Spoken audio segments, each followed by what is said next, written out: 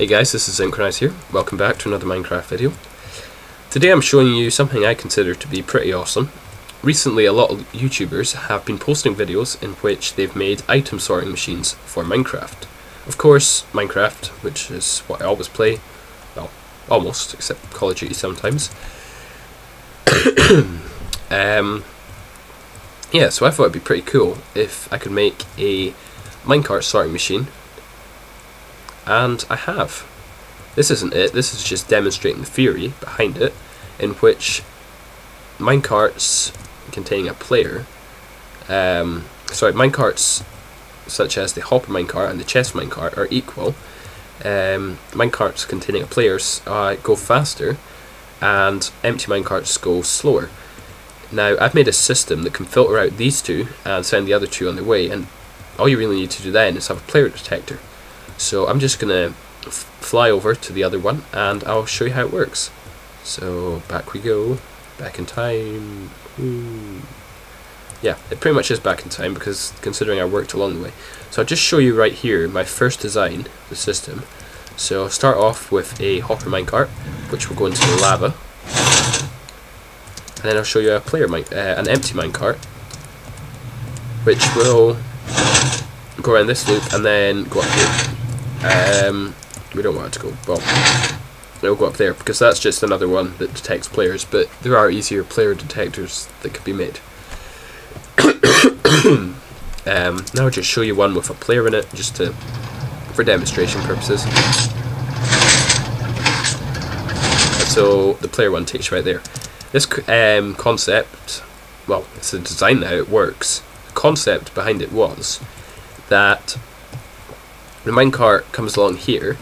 This block, this fence post, when extended, will push the minecart to be slightly over halfway, more on this side. If the minecart's going too slow, it'll be on here, but it won't be able to move. But because it's halfway, it'll get sucked down onto this one and get pulled in. But if it's going fast enough, it'll get pulled along, and eventually it will be out of range to get sucked down by this, and it will clip on here and just continue on its way around. So I have a minecart. Same thing pretty much happens here, except it's faster, and so the normal minecart just gets boosted down there for some weird reason. It acts weirdly. Over here I've just got a much more efficient design than this one here. This one was extensive and used more pistons than were required. This one here is the final design of the system. This here should actually be powered rail, but it seems to work for now. The thing with this design is you do actually need to have a 5-block space between the first two rails.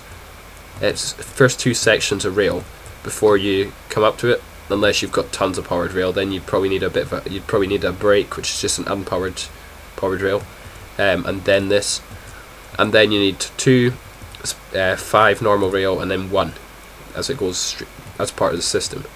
I'll just show you it here.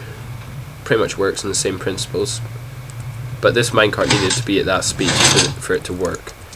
So now I'll just get into showing you that it is 5, so there's 1 powered rail, 1, 2, 3, 4, 5, 2 powered rail, 1, 2, 3, 4, 5, and then 1 powered rail, which is part of the system. So here we've got the powered rail design, and it works fine. The only problem with that one there is it can actually, sometimes when this slides out and it slides back in, this sometimes has a weird update mechanism where it will connect with this one and and it will get fired off that way. Yeah, so there's not really much needed to show you how to build it, but I'm just going to show you anyway because I can.